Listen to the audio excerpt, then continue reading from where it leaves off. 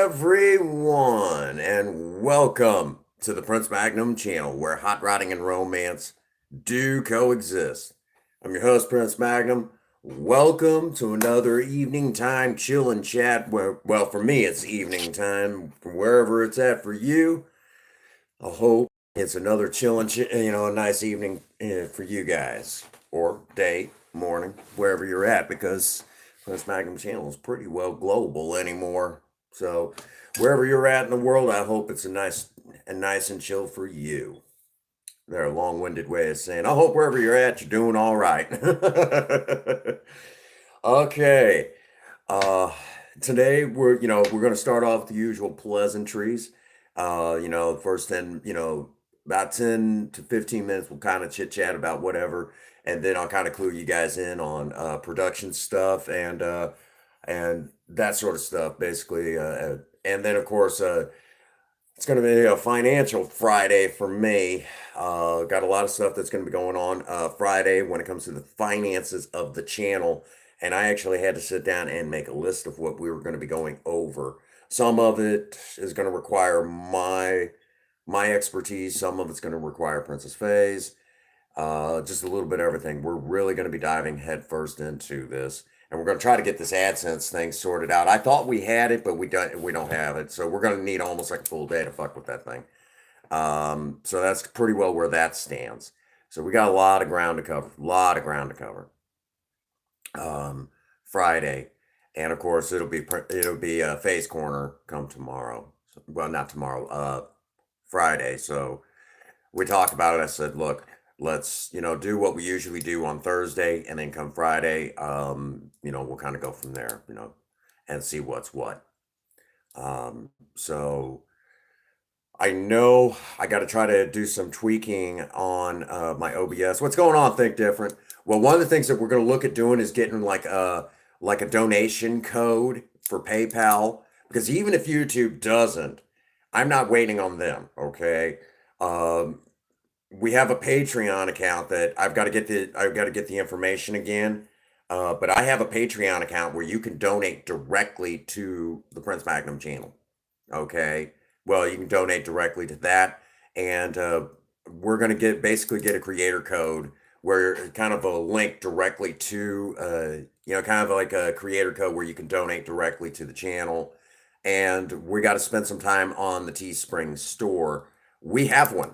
We have a Teespring for merchandise, and we had some problems before, but basically we're set up to do merch, and we need to do it. I know some people have been asking for Project Spirit merch. Some people have been asking for Project Lena merch, uh, Prince Magnum Channel merch, and we're also looking at doing, kind of like a, Project Lena fan club, fan club T-shirts, and then Project Spirit fan club T-shirts. I know there's quite a few of you that have said if there was a Project Spirit, fan club T-shirt, I know I would definitely want one. I know you think different. I know you would be right at the top of the list for a Project Spirit, T-shirt. You know, I know one of them I thought about doing because she's got her grill. Her grill is cracked. Getting a close-up shot of her grill in picture, and then putting like caption on the top and bottom. Uh, you know, broken grill. Aggression. Something like that, and then have some fun with that.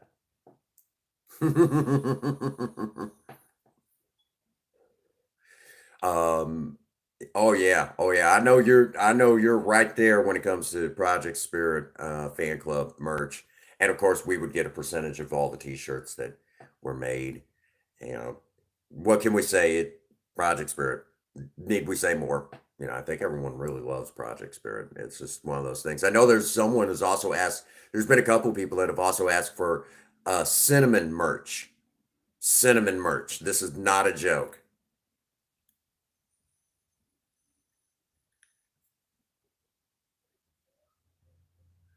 So what are you gonna do, right?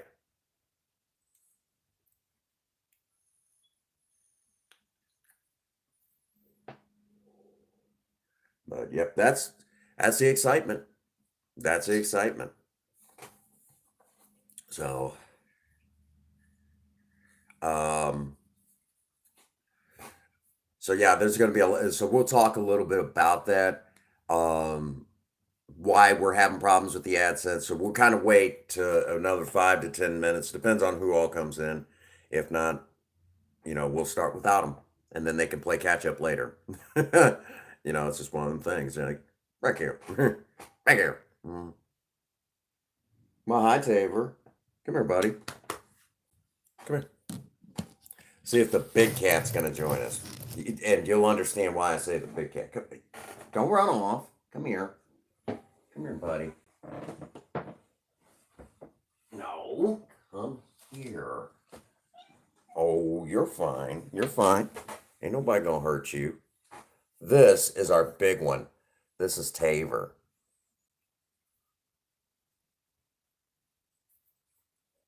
And you'll understand why I say he's our big cat. He's big enough to put on my shoulder like a baby. But this is Taver. He used to get on shot a lot.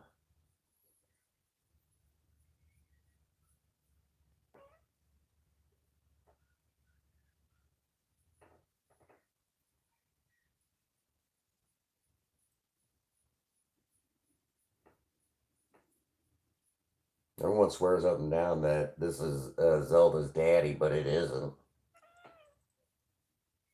Yeah, I know. She's always so mean to you. Zelda mean to you? You want down? Okay. But yep, that's the big one. He's also the oldest. We've had him 6 years. He's almost 7 years old. He's about 7 years old. He's getting old for a cat. Getting there. Getting there. I know they can live up to like 14 years, so he's got another 7 years with us at least. At least. And I mean, he started off as a stray. My one of my adopted children. And when I say adopted children, basically, I have children that have said, you know what, I like you more as a dad than my real dad, so you're my dad now. Okay, cool, cool.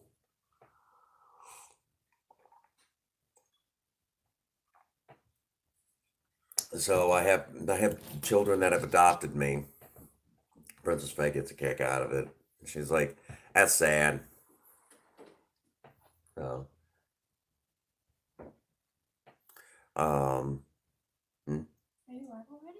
Yes. Oh, I didn't get a notification. Yeah, I'm live. It's just kind of a chill stream right now. But I had another one of your other videos going.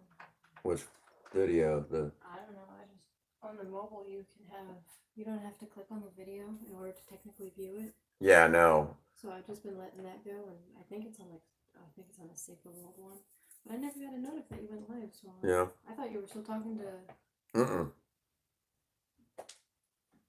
Okay. Well, there's not a whole lot. There's only a couple people watching right now, so I'm assuming that a lot of people didn't get notifications. So if you want to holler it out to the gang, Yeah, that's fine. I think YouTube's been having difficulties with the notifications. they always do. They always do. Absolute joke. And if any of y'all seen BUW Part 2, don't you dare tell me a thing. Okay? I don't want to know. Hey, what's going on, Chairman? But I know here pretty soon that we're going to talk about the financial end of the channel, what we kind of have to do, because I know everyone wants me to get monetized, and technically we're ready, but there is a big hiccup that we have to deal with, and that's going to be dealt with again Friday. I thought we had it fixed, but it's one of those things that's what I get for thinking. And Google is, there's so many avenues on Google, it's stupid. And I've been having a lot of problems with it. AdSense is one of those companies that most people don't know exist here on with Google, and it's connected directly to YouTube. And what Google does? Oh, you got the Dirt Jeezy patches, huh? I'm assuming. or at least the lidocaine patches. Yeah, Chairman. I mean, I seen your, yeah. There we go. She shot it. Princess Face shot it out to the gang. Um, I got to drag a couple people into that Facebook group, um, because there's a lot of us that run real close together. Basically, deal with our own, 5 milligram lidocaine patches. Okay, okay. I was wondering about that. I didn't know if they gave you either Duragesic or lidocaine patches. Um, yeah. Uh, it was. I knew it would be one or the other. Lidocaine has a lot in common with Novocaine.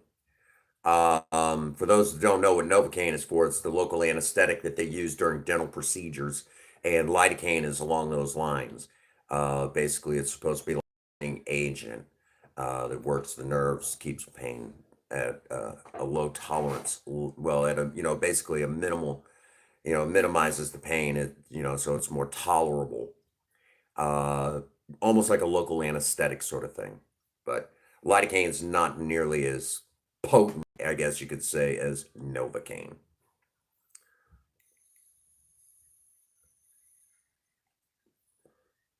So, hey, what's going on? Third Gen 83. We were just getting ready to start talking some finance stuff on here on the channel, some things that we're going to be doing to kind of get things underway. And temperature is going to be beautiful tomorrow. If it continues the way that it's going to go, I'm going to have one heck of a live stream to do. I'm telling you, it's going to be exciting because if all goes well, and I'm really hoping, if all goes well, I'm actually be able to. Is it more tolerable that way? Good, good. If all goes well, I'm hoping to maybe do some live streaming on a few cool things. Got a new fuel filter to try out, and depending on what goes on tomorrow, I'm hoping to maybe either live stream or video. I might end up doing more video because I'm supposed to be sliding away a little bit, kind of shying away from as many live streams as I normally do. But I may be swapping out a part for that custom ignition setup, but that's one of the beauties of it because I don't have to search everywhere. It's a simple part that I could get right off the shelf from my local AutoZone. That's so if it's what I think it is, it's going to be a quick, easy fix. Two freaking nuts and swapping out some connectors. That's it. That's why I set it up that way. So if I had any problems like that whatsoever, it's just a quick swap. It's ridiculously easy because I'm not dealing with that bullshit. Because when I was having those problems and looking for ignition parts and everything else, yes, but you're my nut, honey. You're my loose nut. Wouldn't have it any other way. So, I mean, that's one of the joys of, how we've done it. And I know third gen, I've talked to you about it, like, oh man, I ought to put it back the way. No, imagine trying to find, well, I know and you're a little bit more connect. No, you're not, honey. I know you're a little bit more, yeah, I am a nut. Biggest problem with Project Spirit is the loose nut behind the wheel. But anyhow,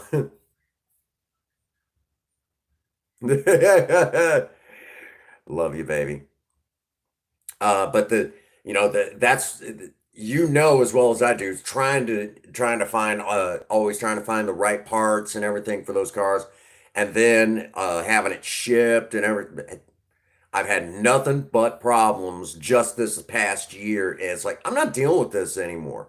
So that was a lot of the design behind the car. Oh no, honey, I got you. um, So that's a lot of the design behind what we've been doing with Spirit is trying to make it where I can go in somewhere and just about buy anything off the shelf to fix her. If anything breaks, I can buy it pretty much off the shelf and fix the problem the same day. Because that's been a big gripe of mine. If anything breaks on that car, I gotta wait. It's either the next day to pick up the part or it takes a week to ship and it costs x amount of dollars because it's shipping and I know they call it processing now. Bullshit.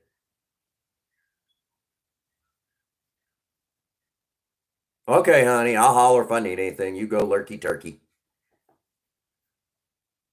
Yeah, I knew what you meant. Uh, but that's been, some of the issue with Project Spirit is always getting certain parts. As a matter of fact, there's actually a seal for her, the track of her, the part of the track of her door, for the driver's window, worn out. I can't get it. I'm gonna literally have to call in and find a company that makes them for the two door, and then when it gets here, I've got to modify it just for a four door. That's ridiculous, but that's just the nature of having a car like Project Spirit. Just how it is. That's one of the things that we have to do. Come this next year, I mean, I've got guys looking for decently priced 289s. That's what we're looking for right now, 289s. And I know we talked about that, but as we continue to look for those really, for the 289, I know it's going to be, if I do a 302, fine, it's not a big deal, but it'll be specific. But basically it's one of those things. I know what I want to put in there, but if all I can find is the other, then that's what I'll do. But I'll do certain things that'll make me happy about doing it. Um, because there's nothing against those, there's nothing against 302. There really isn't. I mean, it's a good engine. Oh, you're talking about the 350 Chevrolet. If you're talking about the 351 Windsor, yeah, yeah, I'm familiar with the Maverick Forum. I'm familiar with it. There for a little while, I was actually becoming friends with the vice president of the International Maverick Comet Association. I was actually He was the one that told me about the statistics on the four door Mavericks. He gave me the modern statistics on it, and he was actually I think you might be about one of the last people where in your area still driving one daily. I don't hear of that very often, a four door Maverick being driven daily. He said, I think you might be about the last, at least in your area, doing that. He said, which is really cool. He said, because I don't think I know anybody who daily drives a four door Maverick. He said, I drive my two door Maverick. He said, and I've had quite a few of them. He's like, I've had a couple of them over the years. He said, but he's very rare you see the four door Mavericks. Yeah. No, there was another one that I taught. Yeah, I know he's got some interest. I got to holler at Craig and see about getting that part, because I know if I can get it, which I'm pretty sure he probably has one, has the right stuff that I need. I got to get some stuff from him because we got body work to do this year too. We need to get subframe connectors. We got to get that cross member piece for the V8, and then we've got to get the actual V8. A lot of machine work that's got to be done. Y'all know that it's going to be stupidly over machined for just daily driving, but that's just how I like it. That is really how I like it. Oh, okay. The 350, that was a GM thing. 351 was Ford product. And of course, there's the 351 Windsor, which was very common and still very common. Then there was the 351 modified, and then the 351 Cleveland. The Cleveland was a very interesting engine, very ahead of its time, but it had problems of its own. Um, oh, you made some new videos. What's going on, Harold? Good to see you, buddy. You know the drill. How Drop those links so we can get over there and see it. You know the drill. Gosh darn it, man. Get those links in there. Come on. Quit. We're waiting. Come on, man. Get those links in there. No, I'm teasing with you. But anyhow, um, so the 351 Cleveland was a dual overhead cam V8. It was ahead of its time, But any old hot rodder I've ever talked to, they're like, it's a good engine, but anytime there's anything that goes wrong with it, expect it on the back end of either one of those camshafts. It said for whatever reason, I mean, it's a fast engine. It's a great engine, but it's notorious for breaking, breaking parts attached to that freaking those freaking camshafts. It like just don't expect it to hold up forever. Honestly, if you're going to build something like that, get you a 351 modified or a 351 Windsor. I'm like, all right, and that a lot of old timers have said that. A lot of old timers have said that. Damn good engine. Um,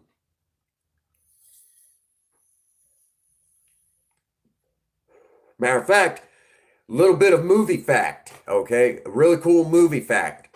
For those, there you go, Harold. Real cool movie fact. The movie Mad Max with just yeah, awesome. Not an overhead. I'm talking about the dual camshafts.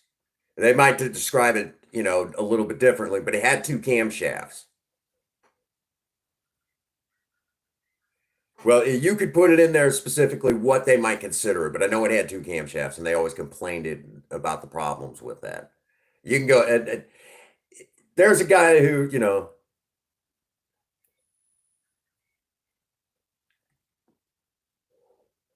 I wasn't talking about the 427. That wasn't a 420. Yeah.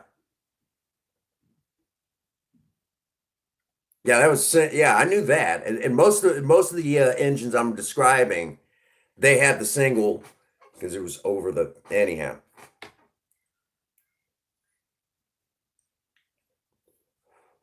Doing a premiere, is it all set up on? There was one. There was one that I'm referring to.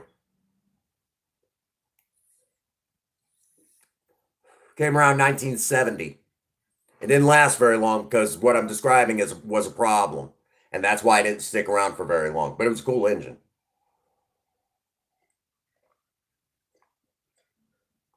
Take a look. You'll see what I'm talking about.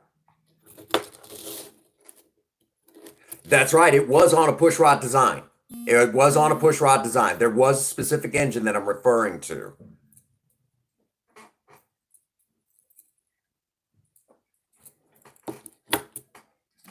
They were all pushrod designs, but what I'm referring to, no, wasn't a prototype. It was in production.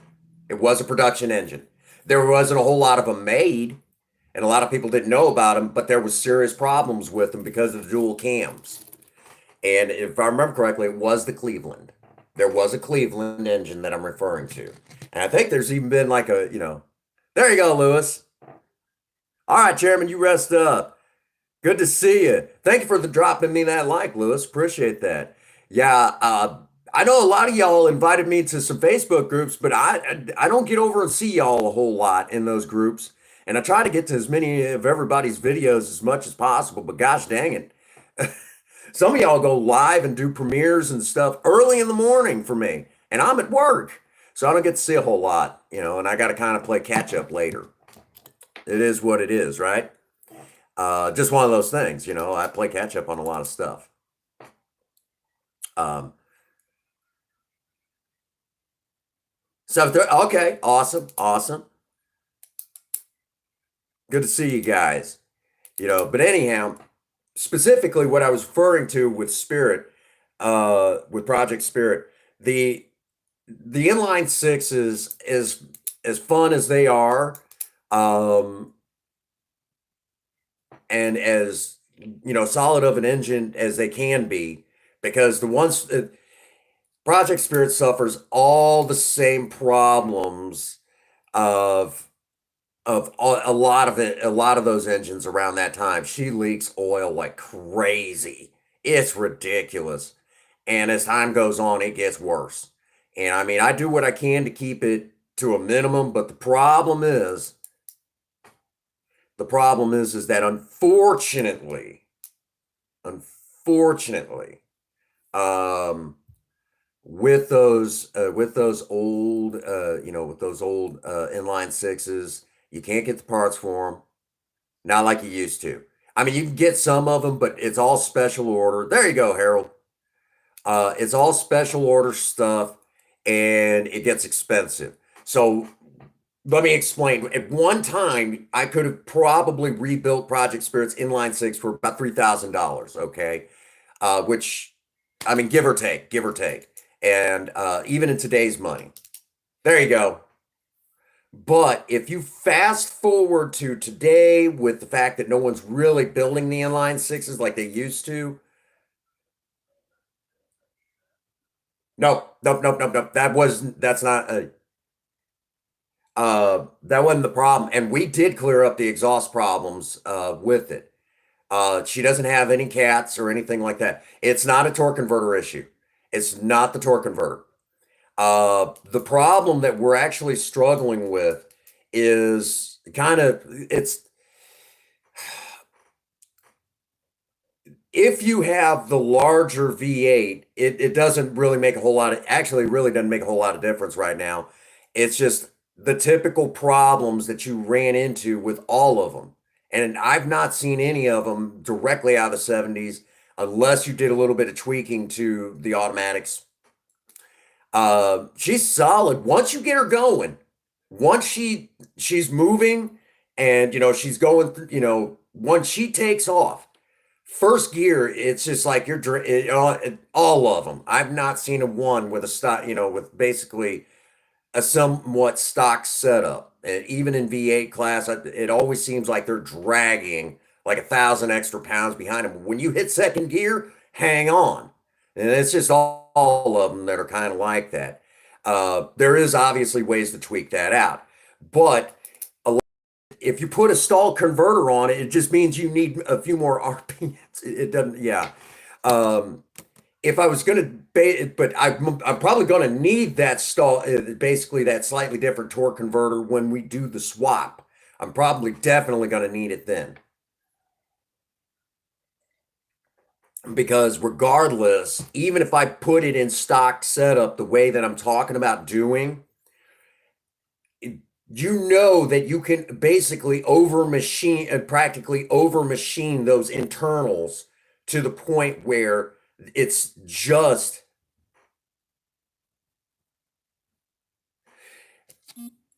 or a lot of times you can easily tweak out a lot of that just by playing around with certain things on the transmission.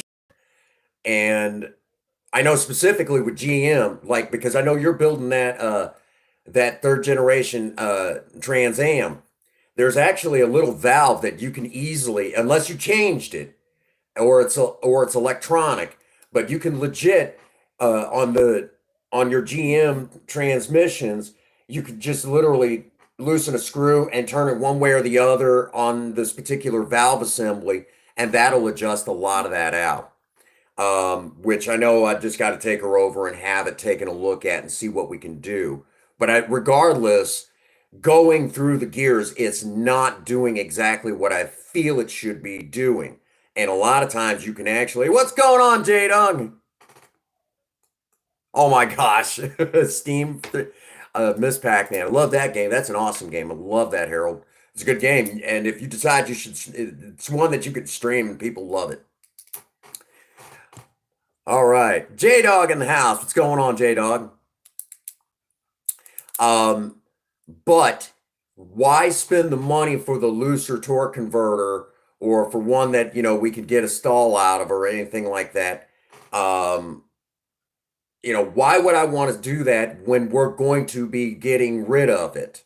Okay, that is going away. Don't spend the money for something that I'm going to be tossing out the door anyhow, because it doesn't make any sense. If we're swapping to a V8, why am I going to? And you would tell me that. Okay, and if it has basically a valve, the vacuum version of it, you can literally adjust that out on those. There's nothing to it. Adjusting that out on your on a GM transmission, and I imagine In a lot of ways, Ford can be a lot of the same way, and you would probably know a little bit better than that. And adjusting that out is nothing. But a lot of it is just that it no, not the transmission, the six cylinder third gen. The six cylinder is going away. The transmission is part of the new setup. Basically, we're already in the new phase of what we're doing with Project Spirit. The transmission's part of the new phase of it. Okay, we're basically taking her more over to a whole setup where the parts are going to be widely available for many years to come. C4 automatics, you can get the parts for. Shoot, they practically remanufacture the transmissions, and in some cases, you can still buy them brand new. What's going on, Simon? Good to see everybody here today. Lots of people. Yeah, you know it. Yeah. Well, what I'm actually looking at, I know what I'm looking for. Okay. Don't worry, I got this, man. But for some of those parts that I'm looking for, you're going to be the one that I'm going to have to kind of turn to because I've been a GM guy for many years. So there's some companies it's like, okay, where's the best spot to find something like this? Because I know what I'm looking for. Um, which I got to talk to my buddy over there at Rural King, where I get my motor oil for Project Spirit. Yeah, I actually have friends that work at different places. He works in the small engine shop, rebuilding like lawnmower engines and stuff like that. Hey, don't knock that. That is cool. If you can work on that, honestly, we don't need it. We don't need it. Just don't hang your leg in it. You know that. And she'll do fine. I've I've always found that the overdrive wasn't truly necessary if you really didn't need it. Yeah. Honestly. I mean, if you drive respectfully, you don't need it. And note how I said that respectfully. Don't be hanging your leg in it every 5 seconds. But like we're gonna need, for like keeping the engine, hey, what's going on? Mikey G, the proprietor of AFK Gaming. I got videos to finish there, but yeah, like one of the things that I want to do is like get the best possible radiator for Spirit, doing the V8 swap. Yeah, you're the one that I'm gonna have to pick the brain on. A lot of that stuff, the hard to find stuff, because as we swap over, we're gonna find all sorts of goofy stuff wrong with that car. That's just the nature of how it was in the 70s. And Project Spirit has all the same problems that they did in the 70s, and it's amazing she survived as long as she has. We've gotten really lucky. Really, really, really, really, really, really lucky. That and I'm one of I've learned a lot about some of those old Fords. So getting them to stay running the way that she runs now, um, yeah, I'm grateful for that old timer. I wish that I had more time to pick his brain because Ford was his was really his grab, but I was more of a GM guy because of my dad. But I should have listened to him a little bit more on those old Fords because man, oh man, he knew his shit. I mean, he really knew his shit. Um, he was one of the guys that he actually showed me how to convert him over to run off of White Lightning Moonshine. He's like, oh yeah, that's easy. That's kid stuff. He's like, and they'll run fine. They'll run fine forever and a day. Won't have to use drop gas. He always joked that he was going to build a still and take some of his old cars and convert them over to run off of that he was going to start growing corn and he was going to convert all of his vehicles over to run on moonshine. He talked about it all the time, all the way up until his death. Oh, I know you could. But unfortunately, where I'm at, I can only do so much at a time. But let me get to this real quick, okay? Basically, this is my to-do list, okay? We got to deal with the AdSense stuff, Teespring, Patreon account, and we also got to get some sort of donation code where you guys can donate directly to PayPal. But the Teespring is one of the top things that I'm worried about more than anything because I know y'all want merch. Project Spirit merch. I know that a lot of you have said you want Project Lena merch. I know Ian's at the top of that list. He wants Project Lena merch. Um, oh, and real quick, third gen. Yeah, I know you. You have often said that you know you love your two door, but you wouldn't mind you wouldn't mind having getting a few wrenches in on Spirit. Like you don't know what it is. There's actually I might sit down tonight, late tonight after Princess Faye goes to work, and actually edit out a video, kind of a spooky video about Project Spirit. I'm going to tell y'all there's some interesting stories where we on a couple of different occasions I've let some people that used to have Mavericks or they themselves had a friend that maybe had a Maverick and they used to ride around with him, that friend, and go get into trouble and everything like that. I've let those people sit behind the wheel of Project Spirit, grown men, grown men. We're talking years down the road. And all of a sudden, the moment they sit behind the wheel of Spirit, and it doesn't matter the configuration of how she's laid out, but as soon as they touch her steering wheel, and even now, even with the new steering wheel, so it's not the old steering wheel, it's something to do with Project Spirit. The moment they touch her steering wheel, they immediately are transported back to when they were young men, or, young men, whether it's in their teen years or in their 20s. And you could see just like this transition where they think they're in their, they're a young man again, and all of a sudden, when they automatically realize that they're not young again, they start to cry. But they're instantaneously, like that, transported back to when they were young all over again, and they realize that that they're not, but they were transported to the time exactly when they were, and they legit start to, you know, they start to, almost believe that they are, and then the time warp goes away and they come back to this time, if you will, and immediately they're, it's like, oh my God, for a brief moment, I relived my youth, my young man years. And then they start to cry when they realize exactly, what they were experiencing at that moment. One particular gentleman, we hadn't even had Project Spirit on the road. I think 3 weeks and he was one of the first people to walk up and go, "Oh my God, is that a Maverick?" "Yes, sir, it is." We hadn't even come up with a name for her yet. She was just the Maverick Project at that time. That was all we had. She didn't even have her name yet. And he was looking around her and everything. And finally I said, "Sir, do you want to sit behind the wheel?" He said, "I would love to." Because he legit said, "I went through 3 of these when I was a young parent, when he had kids in diapers." Okay. And here we are now, years later. And as soon as he sits down behind the wheel, he puts his hand up on the steering wheel. And all of a sudden, I mean, he was the very first time I'd ever seen this. You see this look come across this face.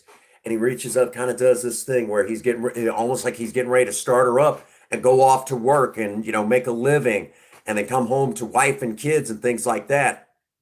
And it comes across this face, and he realizes, oh, wow, I was just in like a time warp sort of thing.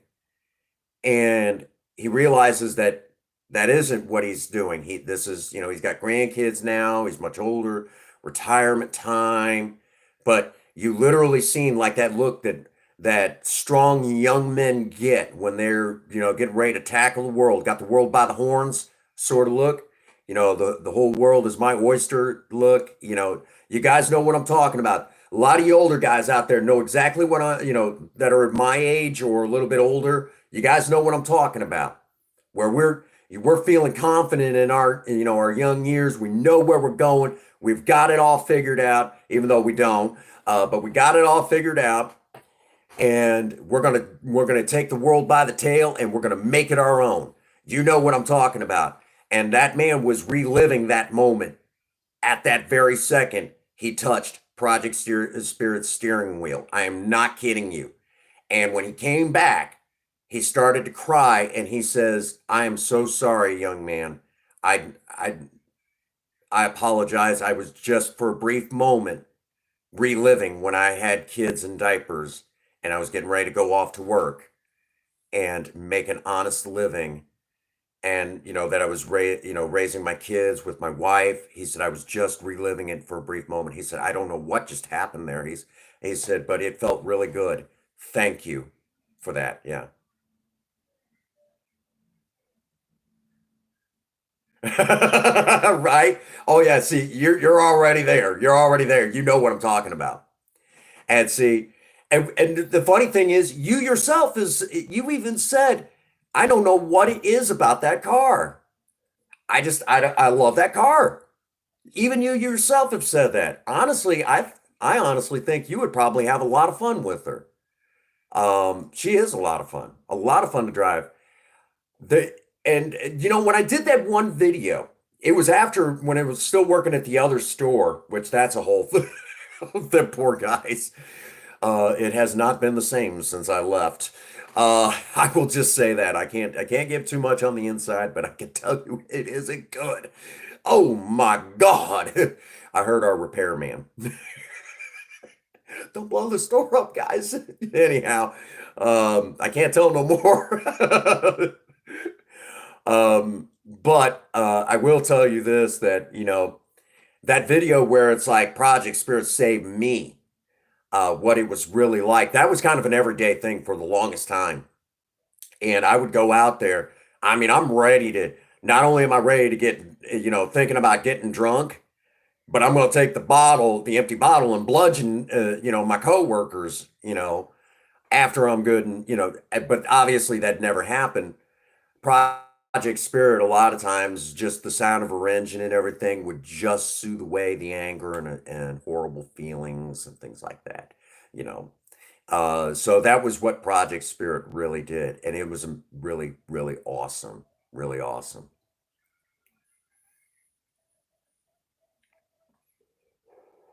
For the record, my mom had a '74 Maverick. She had a '74 Maverick, and when I sent her a picture of Project Spirit, first thing she's like, "Oh my God, a Maverick." She had it. Hers had the six in it, but for the longest time I kept thinking it was a four door. And she's like, for some reason I thought it was a four door, but we found the pictures of it. It was a two door.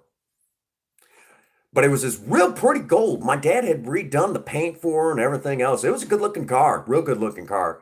But I actually found some pictures of it. I mean, not real good ones, but I'll have to dig those out for you, third gen, and send them to you. But I even ended up getting some pictures of when I was like real little. My dad was underneath this truck, and I'm sitting next to dad as he's working on his old 76 Chevy four-wheel drive. Yeah. We're talking like early 80s stuff here. Like those old kind of like those really old pictures. Yeah. Yeah, you guys know the one. I'll have to get those out and show those sometime. You guys will love it. Love it. It'd be great. So much fun. I love that stuff. Love that stuff. Yeah.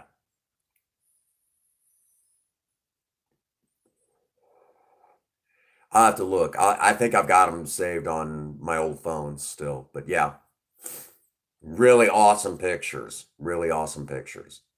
We're talking like, yeah. And I know I'll have to holler at my mom, would you kind of like to your younger self to be in one of my videos? It'd be so awesome. Actually, no, I'm not gonna tell her anything. Mother's Day is coming up, dang it. But anyhow, yeah, I need to double check.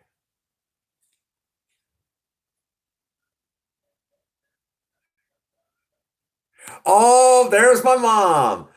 Everybody take a moment. My mother is in the chat. Mother's in the chat. Yeah, yeah. When I was real little, oh, now I'm gonna have to tell that story, Mom.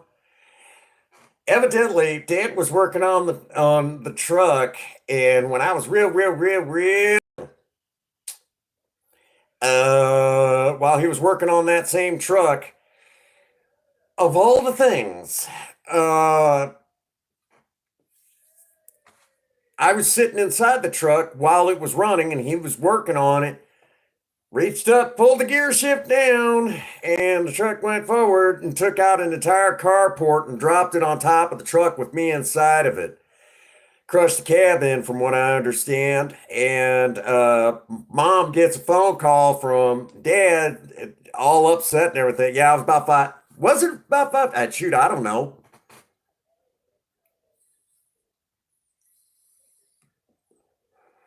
Mom ratting out her oldest son here. Whole carport come crashing down on the truck. No, I think I was a lot. I don't even remember that because I remember a lot from when I was five. You want to see those pictures? Okay. Yeah, Mother's Day is coming up. I've got something really cool in mind for Mother's Day. So, Mom, I'm not telling you nothing. Yeah, for those who don't know, my mother, if you will, Mama Magnum, is in the chat right now. That's for sure.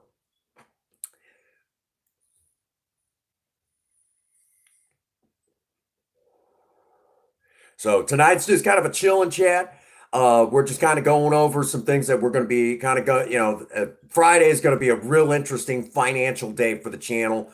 We got to get a lot of stuff taken care of so the channel can start making money. That's always nice. Channel making money. Yeah, that's important. Um, yeah, you had to come home from work. Dad was pretty upset. Dad was really upset.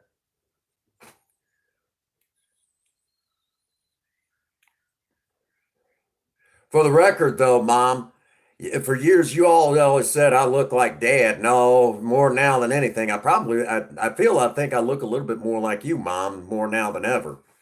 A little bit more like you. And a lot of that's just the Native American taking over.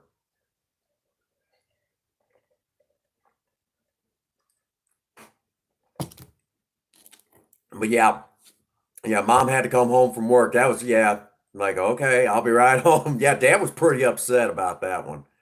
I don't know if there's any pictures of that. I'm not interested in showing that. There you go. Love it. Love it.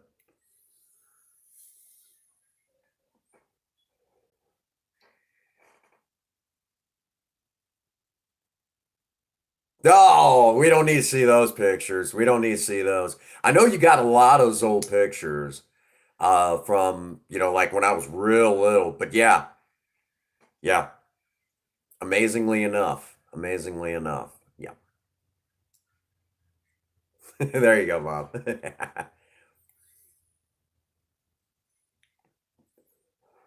I think if I remember correctly, Dad had said that I was probably about 2 to maybe 3 years old when that happened, if I remember correctly.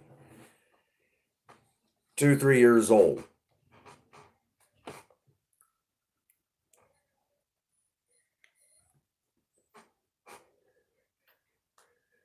Yep, that's been a minute. Yeah, real little. So evidently,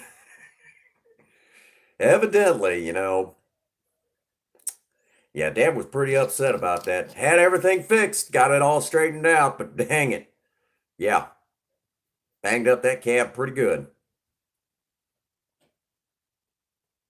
Oh God, yeah. Yeah, I've seen those pictures. Yeah, we don't need those pictures on the channel.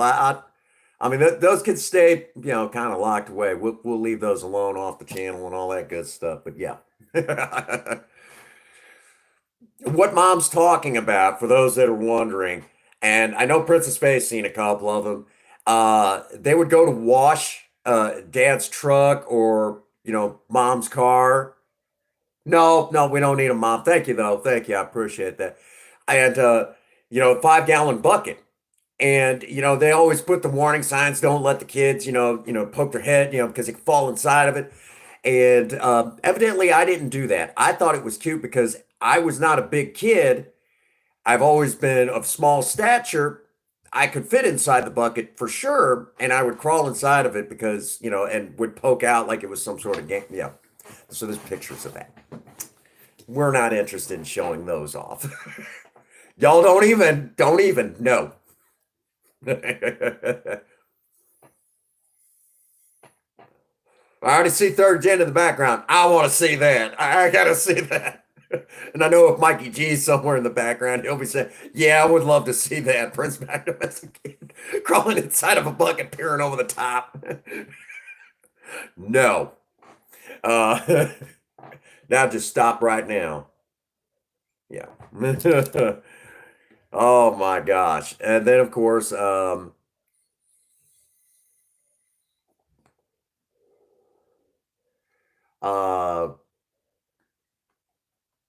yeah, yeah, I got a lot of those old pictures that um, but I'll have to drag some of those old pictures off and kind of show what I got. Um, I know you've got a bunch of those old pictures, Mom. That reminds me. I mean, yeah, I'll have to come up and grab some of those. Um,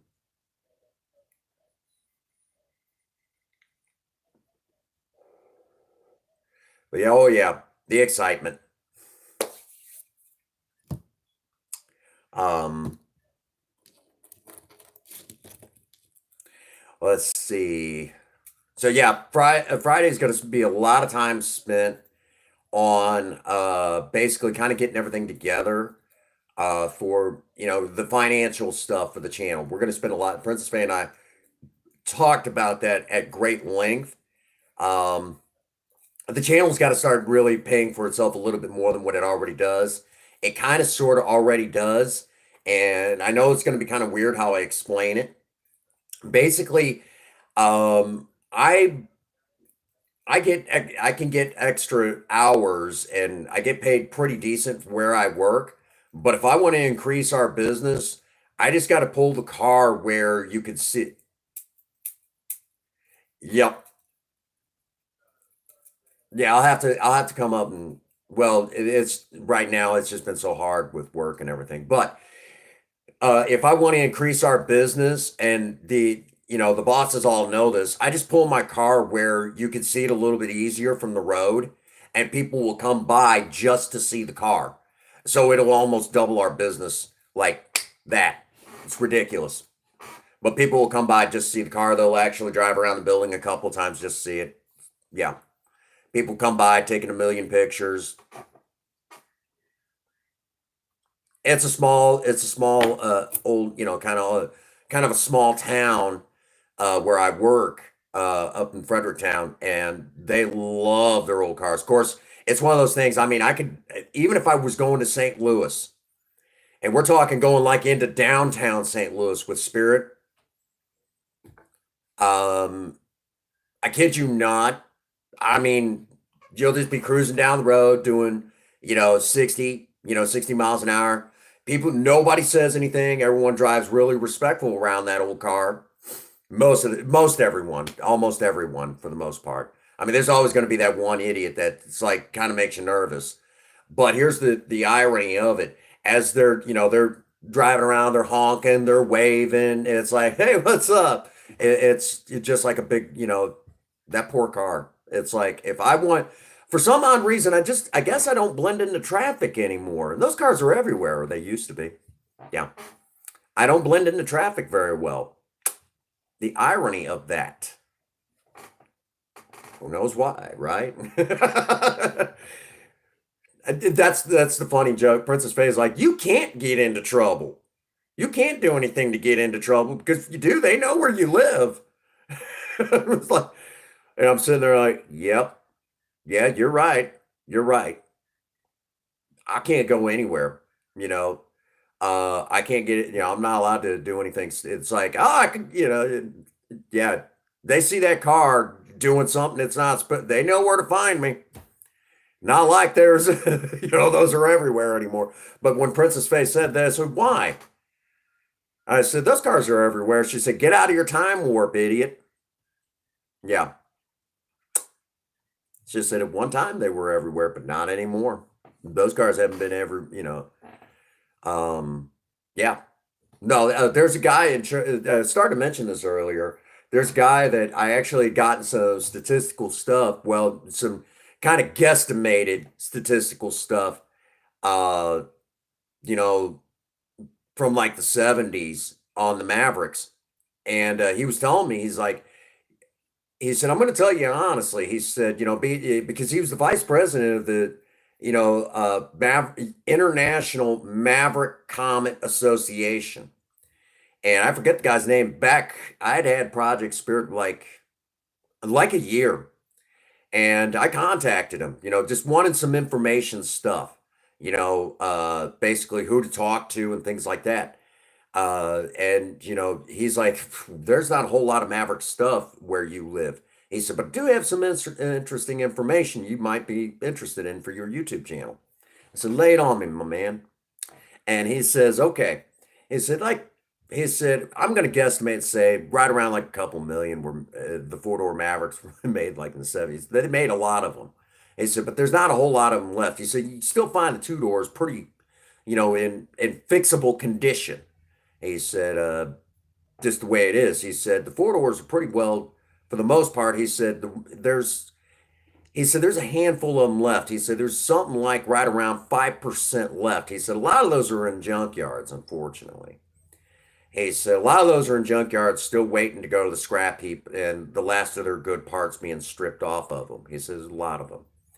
He said, then there's like a bunch of them that are either in museums or in private collections. And they only get out every once in a while. He said, so, you know, that's just one of those things. He said, the ones that are in real good condition, he said, out of the ones that are still daily driven like yours, he said, I think you're about the last one left, at least where you live. At least where you live. He said, why not? He said, that's impressive. He said, you're probably one of the last people that I know of still daily driving one of the originals like that. He said, that's kind of cool. He said, and he actually checked out my channel. He said, oh, that's an interesting car. He said, she's a little banged up, but you know what? I like it. I like it. And I said, well, what do you expect? We pretty well drug her out of mothballs. He said, no. He said, I love it. What do you expect him to look like after all these years, just as a daily driver? Expect. He said, you can't ask for much more. And I know when we took her to the Jackson Car Show, and I've talked about this a lot, uh, that was probably one of the coolest stories I had, doing car shows with Project Spirit, which last year sucked because I wanted to take her. I tried to take her to one car show, and yeah, don't even get me started on that. I will never attempt to do another charity car show for the Alzheimer's Association, well, not, the Autism Association. I will never, unless they contact me directly and promise that that's not going to happen again, because I'm not happy about that. That was bullshit.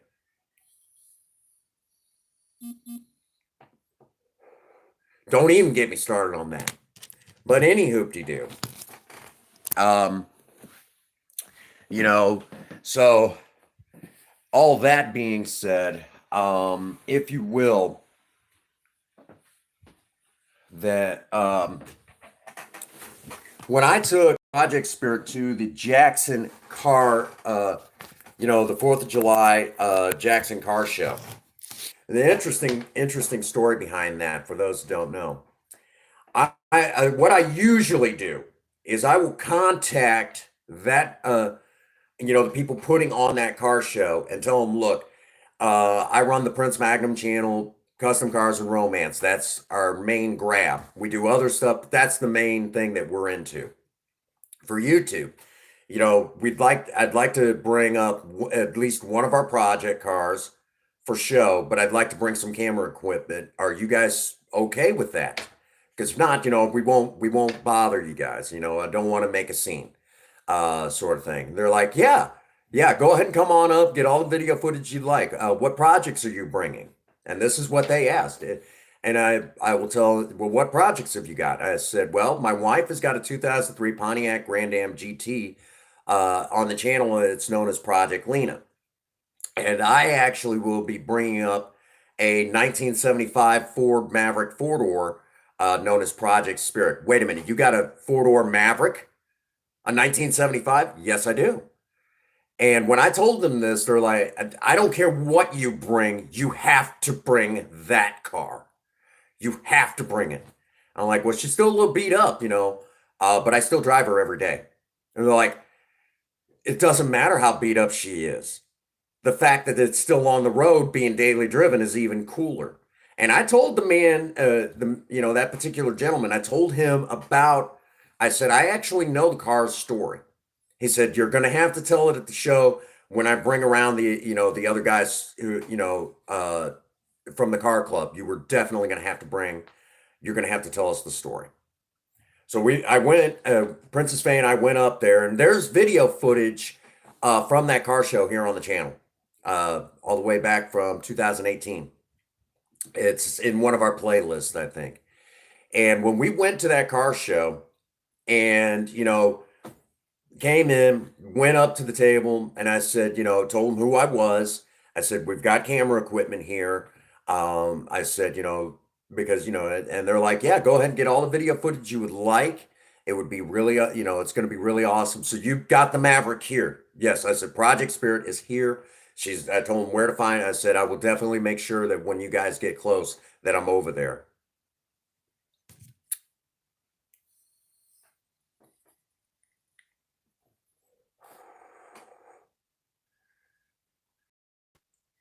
And goodbye. Um, so, now that I've said that, so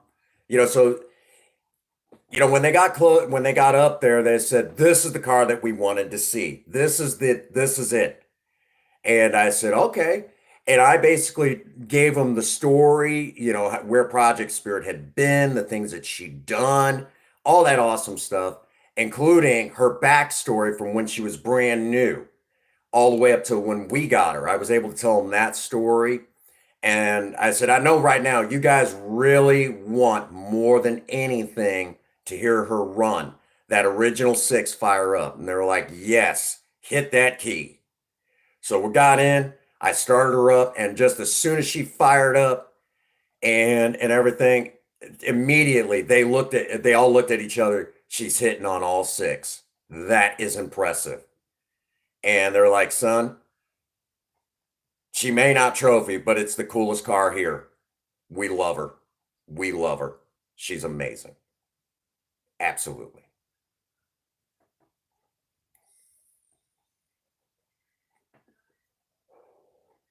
So there you have that. It's awesome, you know.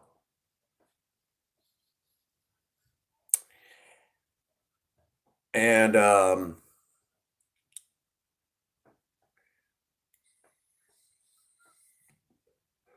worry, I'll see you soon. Promise. Um,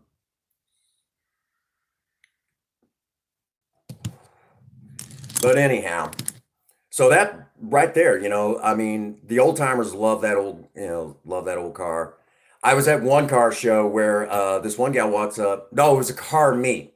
Bunch of old timers in this area. We got together and we went over to do, just basically it was we all hung out together. People could come by, just see the cars. And this one lady, she's like, oh, look, an old Maverick, her and her husband. Yeah. And she's like, honey, didn't we have a Maverick when we were a lot younger? Yes, sweetheart, we did. She's like, why did we get rid of that car? She's like, I don't remember. He said, but I'm kicking myself right now. He's like, we shouldn't have. We should have kept that little car. It was a cute little car. She's like, yeah, we should have hung on to it. I really miss that car now. She's like, it was so neat. It was such a fun little car.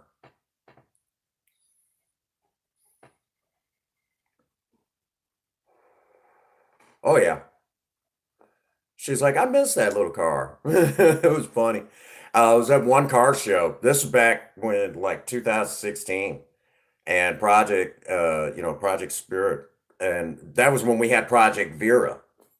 Yeah, I know Third Gen actually seen some of the old video footage of Project Vera. He's like, oh man, you had two four-door Mavericks. That's awesome, man. Hey, that was a cute little car too. Yeah, oh, good times, yeah. And remember sending my mom a picture of basically we had two Mavericks here on the channel, and she was like, "Oh my God, I've never seen that before." What the frick, man? We were the Maverick family here. But when we were at this one car show, not a joke. This one kid walks up, "Oh, Grandma, look!" And she turns around and says, "Oh, your grandpa and I had a car like that when we were younger, long before you were even born. Grandma, why did you get rid of the car then?" I don't know. You should have never. And I felt bad for that kid because he was really upset about it. That he never got to ride around in one. It was bad, bad juju. Yeah, he was pretty upset about that. I'm like, I don't know what to tell you, son. You know, don't know what to tell you on that one. Yeah,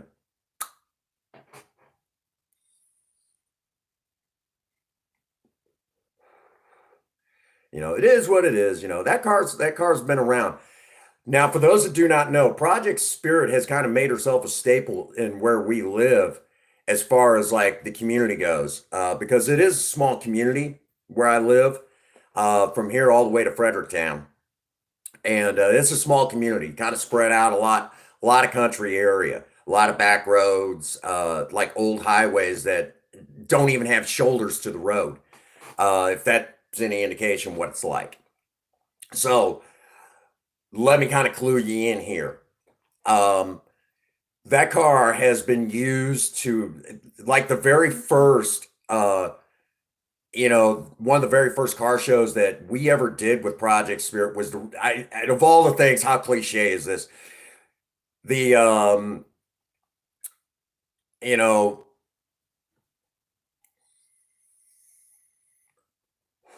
"Hey, honey, we need to make a quick phone call." No, not to the police.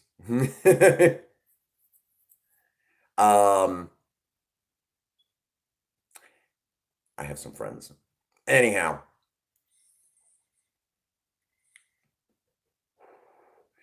um, where was I? Oh, yes. We were actually raising money, for, of all the things. I know this sounds cliche, for blind kids, and the car show was at Family Video. Family Video kind of opened up their parking lot. Yeah, it was called Cruising for the Blind. Somewhere in the office here, I actually have the original flyer from that. Yeah. All right, thanks, honey. But yeah, it was basically right in. Oh, and for the record, he didn't have permission to use my name. If Princess Faye will grab a screenshot, I'll be glad to, for copyright stuff. Anyhow,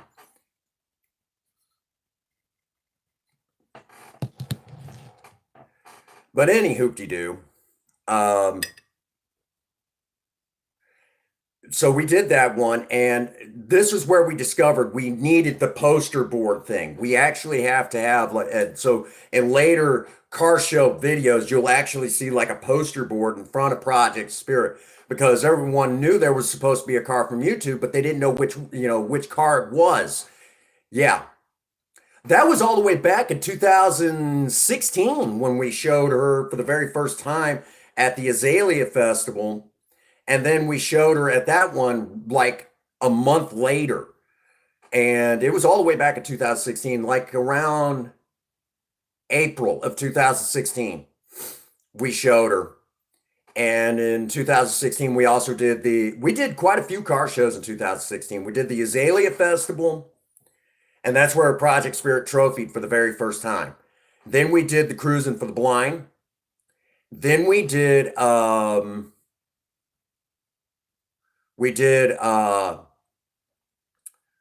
car show for Pilot Knob's 4th of July festival. And at that time, we only had like something like 76 subscribers at that time. And we got actually asked by the mayor.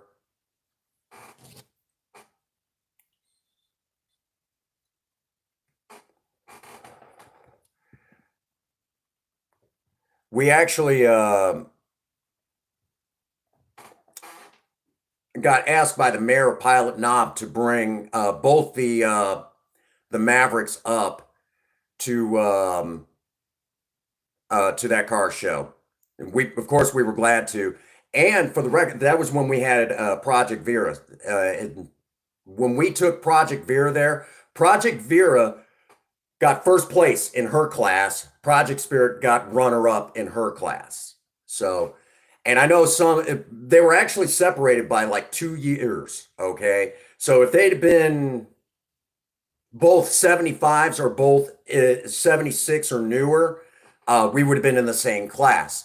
So now that I've said that, we would have been competing against each other, but we were in two different classes. So now that I've said that, um,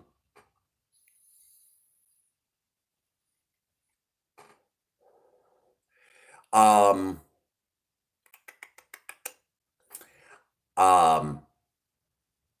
so Princess Faye actually got first place in her class that day, while I got runner up in my class that day. And I know some people ask me, did that bother you? Not at all. Then we did a little bit later, we did the a little bit later that year, we did the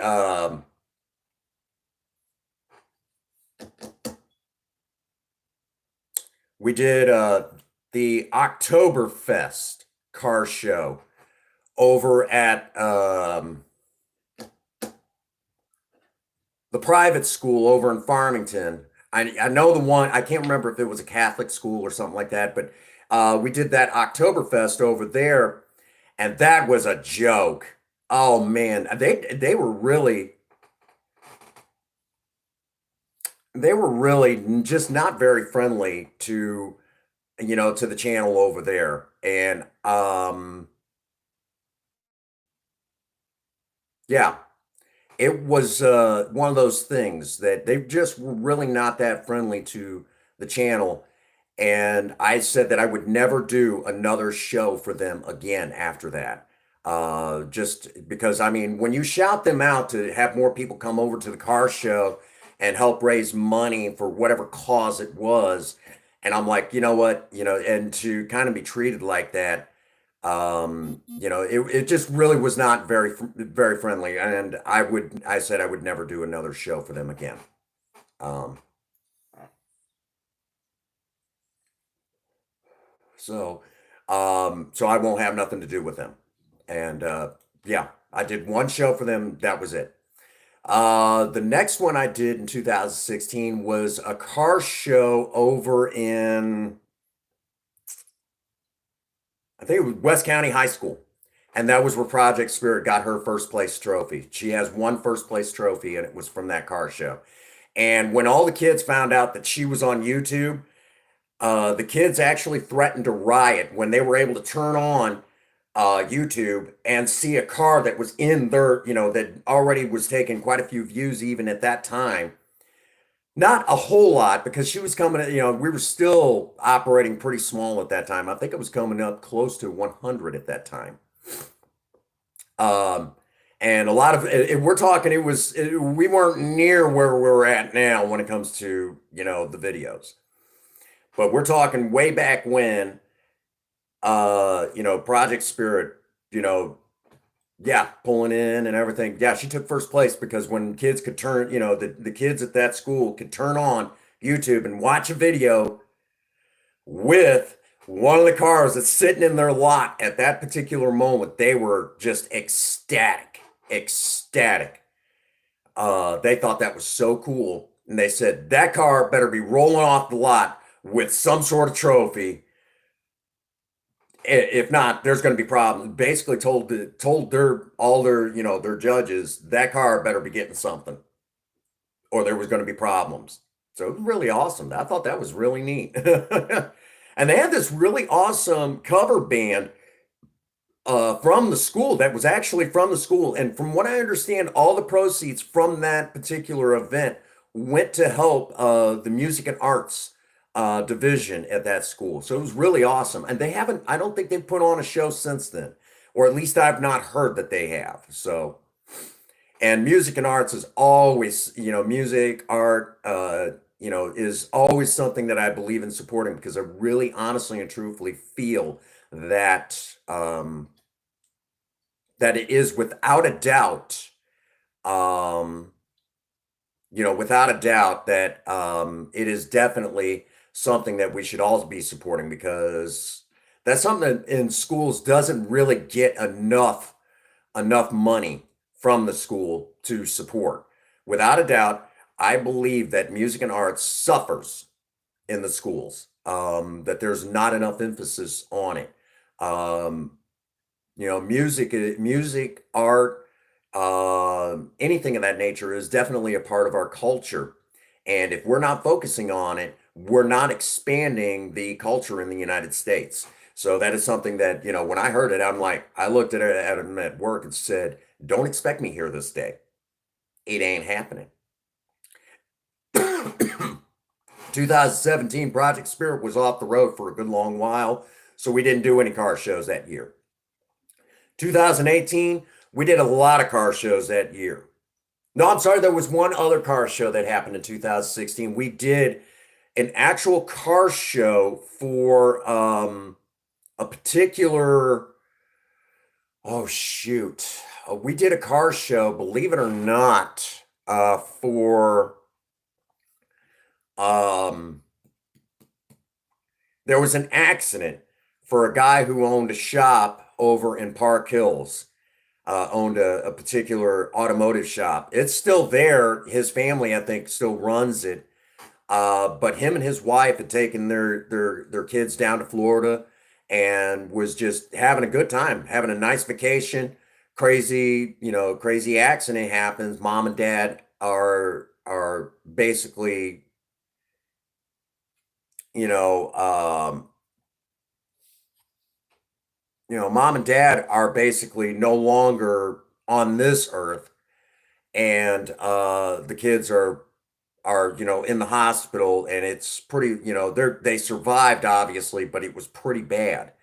When I heard this, I immediately asked someone to cover my shift that day, and we took Project Spirit to that car show, got as much information out as we could on that car show, and of all the things, you know, um, we were there to help raise money for the family, to help, for the kids. And everyone who won a trophy there, there was also prize money for the trophy, with each trophy. And every last person said, give it to the kids, give it to the kids. And I would have done the same exact thing, even though Project Spirit did not trophy. I actually sat next to a couple really cool guys. On one side, I mean, there was this guy who had a convertible. I think it was, if I remember correctly, it was either some special edition 1970 Chevy Impala, and on the other side was a guy who had a 1956 Buick.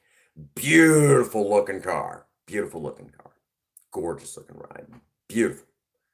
And he actually had the magazine where his car was actually featured, for a 56 Buick. A gorgeous looking, beautiful. And of course, right in the middle was Project Spirit. But yeah, we did that car show to help raise money for, I'd actually had, the guy was actually a volunteer firefighter, the man who passed away, him and his wife, and leaving behind their two children. And they were pretty banged up, but they were going to be getting around okay. They were going to do just fine. But yeah, that was the original year, and then it wasn't until 2018 that we started showing Project Spirit again. And we were supposed to show her in 2020, but obviously we didn't get to do that. We didn't get to do that. The pandemic really, really hit us hard in that area. So I know our boy Think Different is like, gosh dang, that old car's gotten around. Yeah. In 2018, we showed her at Jackson, Missouri, and that was a big car show. And they gave away quite a few trophies, but Project Spirit wasn't exactly on that. But it was such a big car show that they really did not get it. They actually said she probably won't trophy, but I will tell you, she's probably the coolest car here of all the things because she's one of the only ones here that is still daily driven. One of the only ones that's still here daily driven.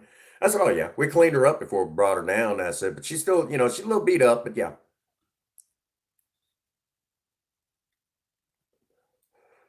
a lot of fun to drive. A lot of fun to drive still.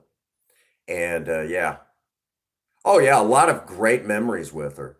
I know. Well, I know you've seen her up close and personal. Really. Um,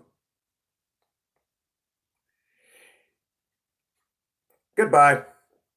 Oh yeah, yeah. She's won quite a few trophies. 5 trophies in total, but has a lot of cool stories behind her.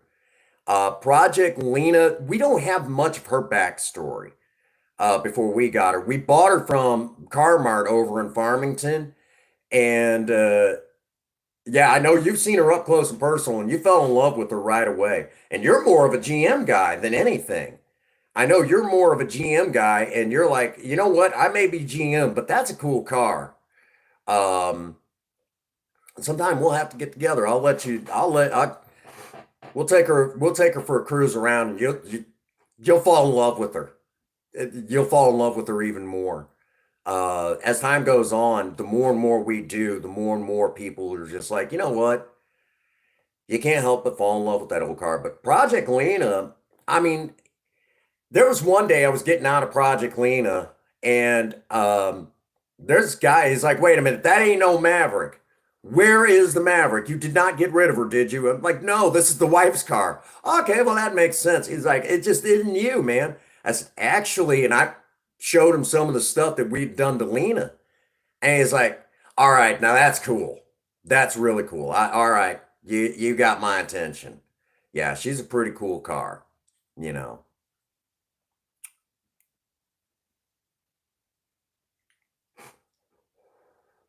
That is a really, really cool car. Yeah, without a doubt.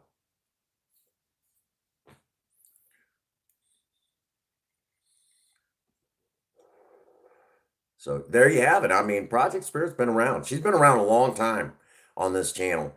No, this October, she'll have been with the Prince Magnum channel 6 years. This October. And this November, she'll be 47 years old. That poor old car's coming up on half a century. Half a century. What do you say to that, right? But we're getting ready to say goodbye to the old six. We're looking to go V8. And when she goes V8, hang on, kids. Because them cars, I mean, for the time, they were pretty lightweight. There's really nothing to those cars. It really isn't. Simple in design. Now, I'm starting to hear more and more of the car enthusiast channels. I mean, they're more car enthusiasts than anything. And you're starting to hear them say more and more good things about the old 6 cylinders. Like they're starting to it's like one of those things. They're starting to recognize the actual awesomeness that the old 6 cylinders had back in the day. The when you hear me talk about the old straight sixes, and you never hear me mention Mopar because Mopar really in the 1950s they went over to the slant six design. And I'll be absolutely honest with you, I don't know a whole lot. My tech in car knowledge really begins more in the 1950s and carries all the way into like it starts dwindling off pretty quickly after 1987. I do know quite a bit about them after 1987, but by 2006, hang it up. It's I don't know enough after 2006. Yeah. Yeah, and yeah, the old six has really proven its worth. I mean, and I know some people are like, how in the heck has it survived to almost 300,000 miles? And a lot of it has to do where I live.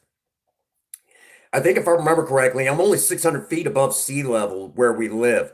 So that actually makes sense. And the one person who really talks about it the most, he lives up in the mountains. And if you live up in the mountains, and let me kind of explain a little bit without hurting everybody's head. The higher up you get, when you start stacking, I guess, if you will, when you start talking about adding elevation in, where I live, it's not that bad. It's not a big deal. Okay. Gravity is really on your side with where I live. But the higher the elevation gets, the more gravity, if you will, you're stacking more sky on top of it. So a whole lot of engines, unless they're really well built and they came with the high altitude package from back in the day, back in the 1970s. I know Oldsmobile did actually offer a high altitude package with their vehicles. So I imagine a lot of the other cars did the same. A lot of car manufacturers back then had to do the same thing. But when you start getting up higher in the altitude, gravity becomes a real issue, and you have to jet the engines because the air gets thinner in those higher altitudes. Now, with modern fuel injection, it isn't as much of a bigger issue unless you get even higher up in the altitude. As a matter of fact, for filming Fast and Furious 7, if I remember correctly, when they got really high up in the altitude, even the fuel injected cars did not work so well when the temperature got a little lower. And they had to actually film some of that lower. They had to move down the mountain range to film it. So so there again, the higher up you get, the harder it is for a vehicle to run.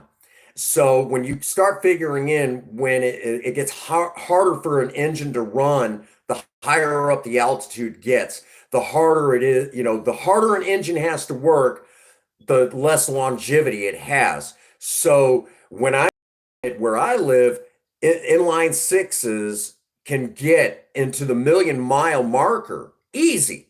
Where I live, exactly. But where this other person who's like, how is that even possible? Because where I live, those vehicles didn't last that long. The engines didn't last that long. Well, exactly. And how many times have I said when it comes to talk cars where you live, you could talk about, something like that, where I live, it's like this is what you do.